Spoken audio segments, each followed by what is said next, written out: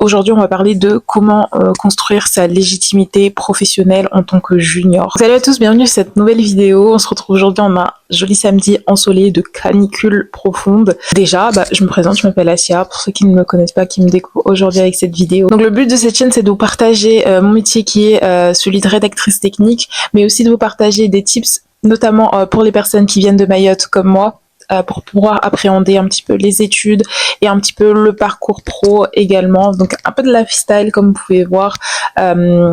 pour appréhender un peu plus le monde professionnel, etc. J'arrive pas à faire mon intro, mais vous avez compris. En tout cas, si ces sujets vous intéressent, n'hésitez pas à vous abonner pour donner de la force à la chaîne. Et sans plus tarder, on passe au sujet de la vidéo. Comment construire sa légitimité professionnelle quand on débute en tant que junior? C'est vrai que souvent quand on débute, franchement là je vous parle en toute connaissance de cause, parce que je suis au tout début de ma carrière, j'ai été diplômée il y a 2 ans, donc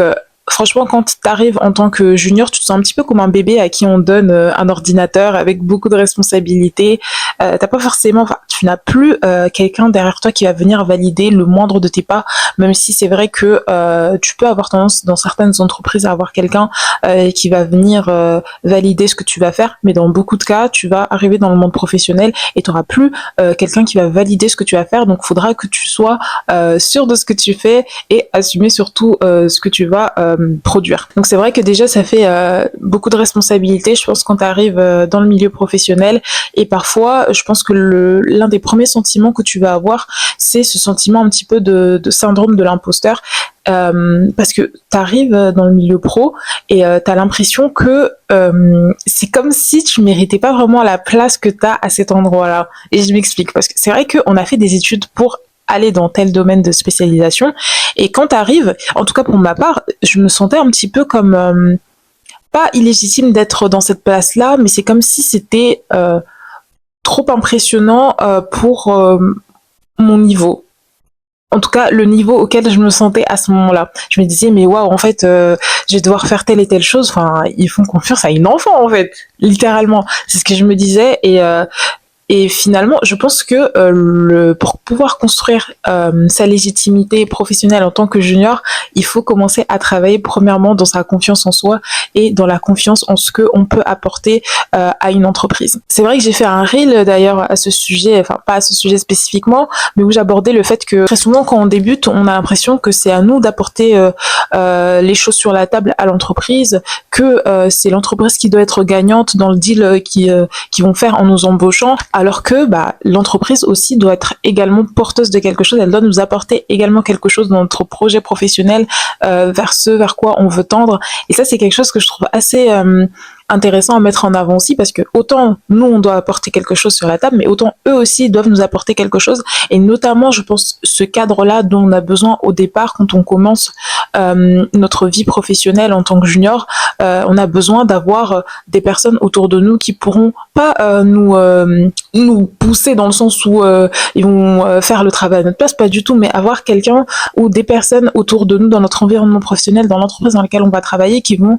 pouvoir nous inspirer, être un peu comme des mentors pour nous, parce que c'est un moment un peu très important dans notre carrière, parce que c'est à ce moment-là qu'on va acquérir énormément de compétences, qu'on va construire notre confiance en nous dans le monde professionnel, notre posture professionnelle. Et pour moi, c'est indispensable d'avoir des personnes dans le milieu pro qui vont nous servir un petit peu de mentors pour nous guider dans nos débuts. Et je pense que ça, du coup, ça va être le deuxième truc après le fait de construire sa confiance en soi, qui est indispensable selon moi pour construire sa légitimité professionnelle en tant que junior. Et comment est-ce qu'on fait pour avoir ces sortes de mentors? Est-ce qu'on va toquer à la porte de quelqu'un, on va dire allez, est-ce que tu peux être mon mentor et me guider dans mes débuts dans l'entreprise? C'est pas vraiment ça, je dirais, mais je pense que c'est comprendre que dans le monde de l'entreprise, je pense même dans le monde du travail tout court en général, c'est beaucoup de relationnel, et je pense qu'il faut s'ouvrir aux autres quand on arrive dans une organisation pour pouvoir savoir pour pouvoir mieux comprendre en fait avec qui on travaille. Et je pense que le fait de s'ouvrir aux autres et de comprendre avec qui on va travailler, bah, ça nous permet de créer des liens. Et donc tout naturellement, tu verras qu'il y aura des personnes qui vont avoir plus tendance à vouloir partager que d'autres. Et naturellement, tu te rapprocheras plus des personnes qui voudront partager des choses avec toi. Et je pense que parfois, même au-delà même du fait de vouloir créer des liens avec les personnes, il faut passer par un grand stade où il faut être beaucoup dans l'observation et dans l'écoute, parce que souvent on va peut-être avoir l'impression qu'on arrive et qu'on doit être dans le fait de prouver qu'on peut faire telle ou telle chose. C'est vrai, parce que voilà, notamment il y a l'histoire de la période d'essai, mais je pense qu'il y a énormément de choses pour pouvoir nous permettre d'apprendre et de pouvoir voir qui pourrait être notre mentor. Il y a énormément de phases d'écoute, et je pense que c'est ce par quoi je suis passée personnellement, et qui m'a énormément aidée. Je voyais des personnes qui étaient très expérimentées vraiment techniquement dans mon domaine de rédactrice technique, notamment sur des connaissances techniques, je sais pas, par exemple mécanique, hydraulique, etc., même en chefferie de projet. Et le fait de voir autour de moi des personnes justement qui ont cette expérience-là du terrain au fil des années, etc. Bah, franchement, j'étais toujours la première à être comme ça en mode raconte-moi. C'est toujours des personnes, tu vois. Je pense qu'on a tous connu un petit peu des personnes qui aiment beaucoup raconter ce qu'ils ont, leur parcours, parfois des anecdotes, parfois. Et je pense que tu vois, dans tout ce j'allais dire brouhaha, mais c'est pas vraiment ça, je dirais, mais c'est plus dans tout ce flux d'informations que tu vas avoir au départ. Tu vas forcément avoir plein de choses super intéressantes. Et je pense que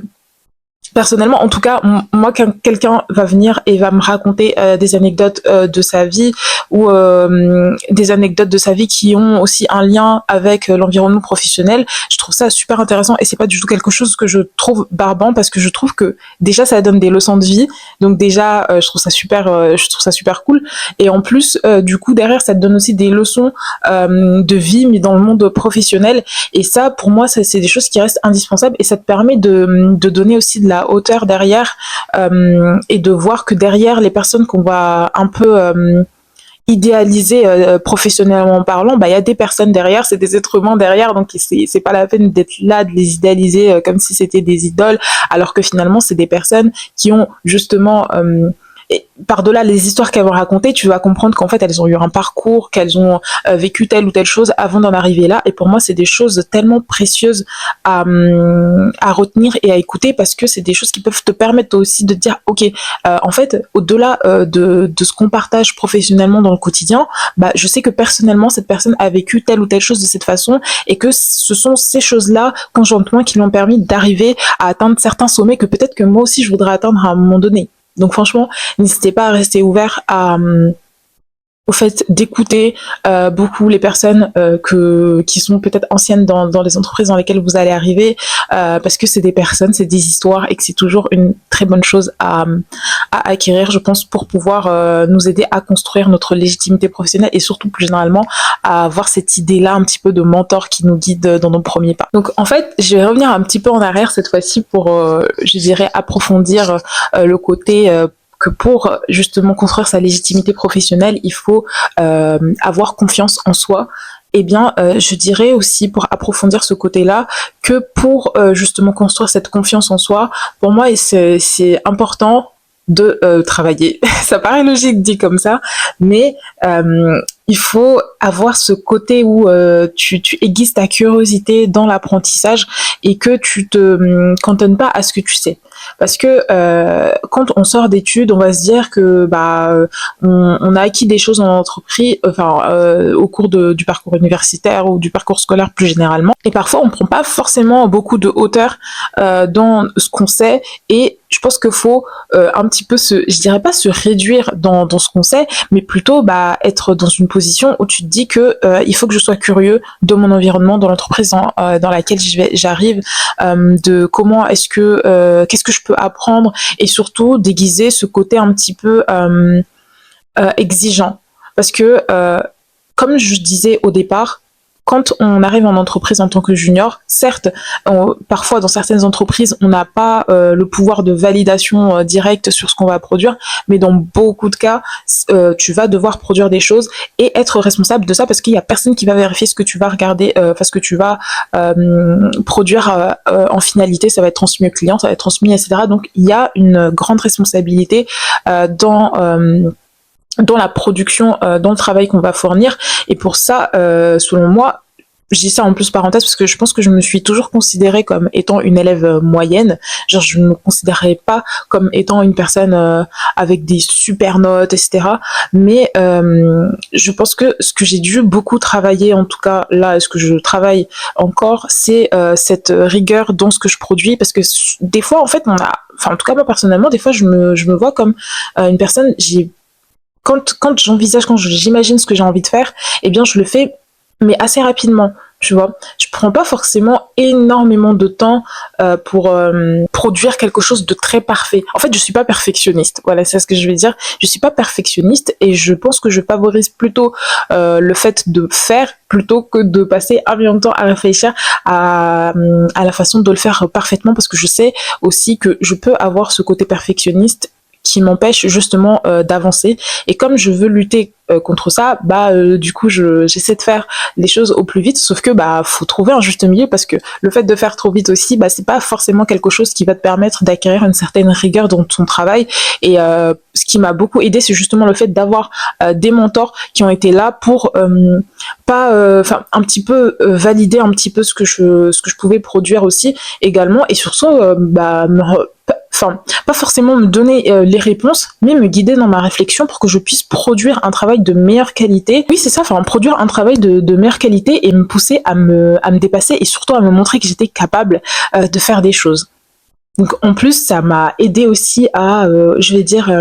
gagner de la confiance en moi, dans ce que je peux produire également. Donc c'est un travail, je pense, le fait de gagner de la confiance en soi, c'est un travail qui vient de toi, du fait de justement croire en tes capacités, ne pas essayer de lutter contre ce syndrome de l'imposteur, mais ça passe aussi, je pense, par le fait d'avoir des personnes autour de toi, dans ton environnement professionnel, qui vont aussi te permettre de renforcer on va dire tes habilités professionnelles et ta rigueur professionnelle pour pouvoir aussi te permettre d'avoir de produire un travail de meilleure qualité et finalement aussi participer au fait que tu vas augmenter ta confiance en toi. Autre chose aussi, je pense, qui est super important pour pouvoir te permettre et pouvoir me permettre aussi, parce que je suis toujours dans ma junior era, je dirais que ce qui va te permettre aussi de construire ta légitimité professionnelle, ça va être le fait de savoir dire oui. Je m'explique. En fait, c'est vrai que quand on arrive, en fait, en tant que junior dans le monde professionnel, en fait, on n'a pas vraiment confiance en nous. Et quand on va venir te proposer des opportunités ou te proposer de faire des choses, souvent on va pas se sentir forcément légitime et donc on va pas avoir cette confiance-là de dire oui à des opportunités parce qu'on va pas se sentir vraiment à l'aise de se sentir dans cet espace-là où on va nous demander de produire quelque chose alors qu'on se sent pas vraiment capable de fournir cette chose-là, etc. Et je pense que, en tout cas, je suis un peu entre l'entre-deux dans lequel je travaille dans on va dire dans cette acquisition de cette légitimité professionnelle, parce que quand on va venir me proposer des choses, je vais dire oui, mais même si je me sens pas à 100% prête à le faire, mais je dis quand même oui parce que je me dis que je sais que il faut que j'aimerais faire cette chose-là et je veux pas m'empêcher de la faire parce que je m'en sens pas forcément capable. Donc mon but maintenant, je pense par la suite, ça va être de dire oui et d'essayer de me convaincre moi-même que j'en suis capable. Et ça c'est un autre sujet en tout cas pour moi, mais en tout cas je pense quand même à ça et je me dis que ça c'est la prochaine étape que faudrait que je parvienne à mettre en place au quotidien quand on va me proposer de prendre des responsabilités en plus, quand on va me proposer de travailler sur de nouveaux projets, parce que au final, c'est dans ces moments-là que tu vas pouvoir sortir de ta zone de confort d'une part, mais aussi acquérir de nouvelles compétences professionnelles, et c'est surtout des opportunités, je pense, qui sont super enrichissantes humainement parlant également. Par exemple, je peux vous donner en exemple récemment parce que je travaille en tant que consultante en rédaction technique, donc c'est-à-dire que je vais chez des clients pour réaliser des prestations documentation en rédaction technique. Et à un moment donné, une des clientes que j'avais eu m'avait proposé de proposer une formation, enfin des modules de formation à des bureaux d'études. C'est-à-dire que moi je me suis dit, genre moi, en fait je me suis dit, je me suis sentie mais, en fait je me suis sentie mais, je me suis dit mais carrément je bégayais, je me suis dit mais pourquoi, enfin je me suis dit mais c'est beaucoup de responsabilité pour moi, genre do you see me? I'm just a girl, I'm just a child. Enfin, je me sentais vraiment comme si je me disais mais elle se rend pas compte de ce qu'elle est en train de me demander. Mais évidemment que je lui ai pas du tout dit ça, évidemment. Mais quand elle me l'a dit, je me suis dit ah bah ça serait super intéressant. Bah franchement bah pourquoi pas, etc. Bah je suis prête à ce qu'on puisse en discuter pour travailler sur ça et puis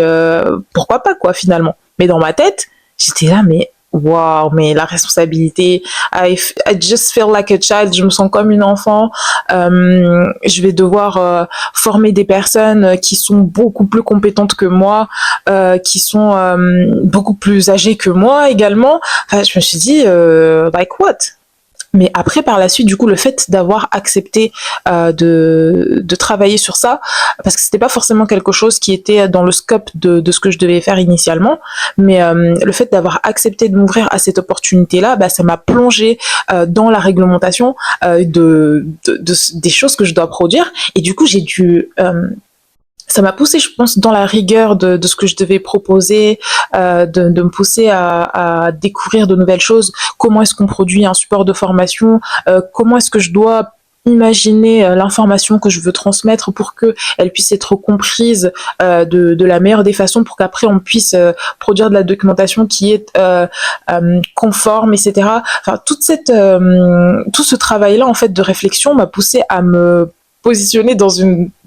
posture à laquelle je m'attendais pas initialement et finalement que j'ai vraiment adoré parce que c'était une super expérience et même le fait de le faire avec d'autres personnes et ça s'est finalement super bien passé. On a fait un premier module sur le règlement sur les machines, après on a fait un deuxième module sur les analyses de risque alors que initialement je me serais dit mais je ne me sens absolument pas compétente pour le faire et puis le fait d'avoir accepté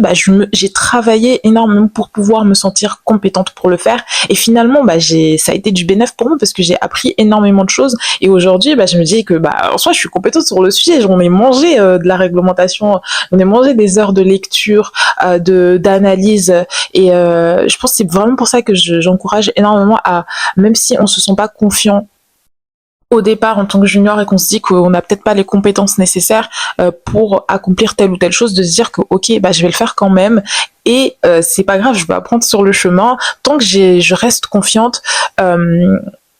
T'es pas obligé de montrer que t'as pas confiance en toi sur le coup en fait. Voilà, c'est plutôt ça le sujet je pense et en tout cas je sais qu'il y a beaucoup de personnes qui sont contre ça, même ma sœur elle est vraiment contre ce proverbe là, même je rappelle que Rihanna le disait beaucoup, c'est le fake it until you make it et personnellement je me retrouve dans ça parce que je me dis que je sais que je veux atteindre certaines choses. Maintenant je sais que j'ai pas confiance à 100% en moi sur certaines autres choses, mais est-ce que toi qui es devant moi, t'as besoin de savoir que j'ai pas confiance en moi sur ça? Bah non, t'as pas besoin de savoir. Ça, c'est mon combat intérieur à moi, et c'est à moi de le gérer sur mon chemin et d'essayer de m'en sortir avec moi-même, parce que ça, c'est mon combat intérieur. Genre, c'est pas quelque chose qui est en rapport avec toi dans le milieu professionnel. Moi, ce que je veux, c'est apprendre un maximum de choses, acquérir de nouvelles compétences, et je sais que malheureusement, dans ma tête, si je le contrôle pas, j'ai pas forcément confiance à 100% parce que je sais pas, je viens d'arriver sur le milieu professionnel, donc je pense que c'est un peu normal aussi. Donc mon travail c'est de fake it until I make it, c'est de faire semblant jusqu'à ce que j'y arrive et au fur et à mesure j'acquiers des compétences techniques et puis bientôt je serai plus junior, je serai senior. Donc franchement j'y repense encore avec beaucoup de je veux pas dire nostalgie parce que ça fait même pas si longtemps que ça, mais j'y repense un peu en souriant dans ma tête parce que je me dis mais franchement quand on m'a proposé ça j'étais mais madame, mais au final, c'était une superbe expérience et c'est pour ça que je vous conseille à 1000%, si on vous propose quelque chose et que vous sentez que vous en êtes vraiment pas capable, je vais pas vous dire de vous forcer à faire quelque chose que vous vous sentez pas du tout en mesure de faire, mais si tu sens que tu te dis que tu ne veux pas le faire ou que tu te sens juste pas capable de le faire parce que tu te sens pas légitime, je te conseillerais vraiment de dire oui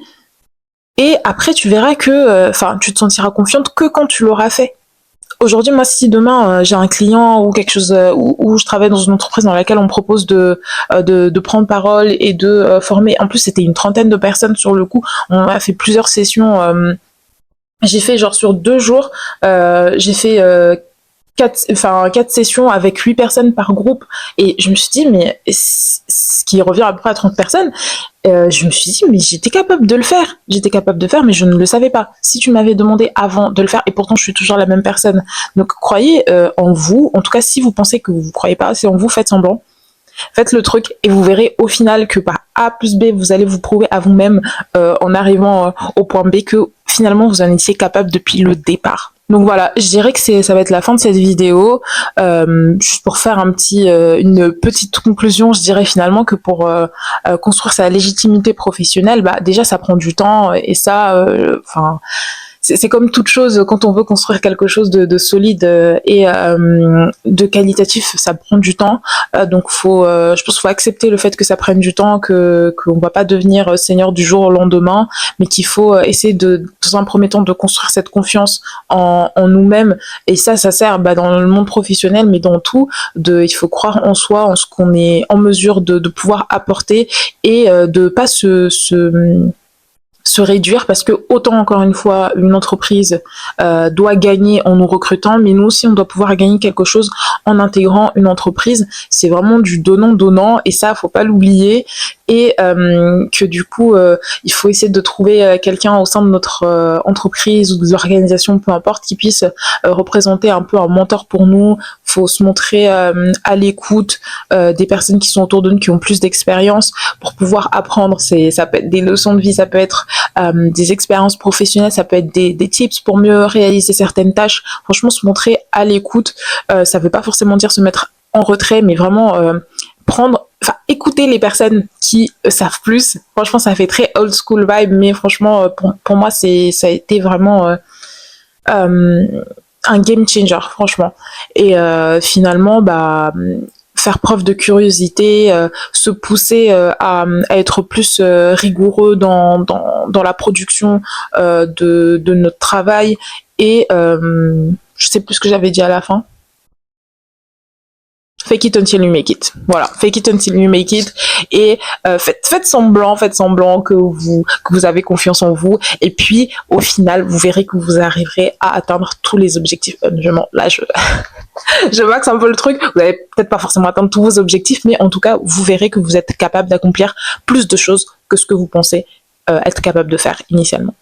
En tout cas, j'espère que cette vidéo vous a servi comme d'habitude. Je vous invite à liker, à vous abonner, à commenter si vous vous reconnaissez dans ce parcours de junior. Et je vous souhaite à tous bon courage, en tout cas pour votre parcours professionnel. Et croyez en vous, encore une fois, croyez en vous, parce que malheureusement ou heureusement, personne va le faire à votre place. Donc voilà, je vous le dis à bientôt et on se retrouve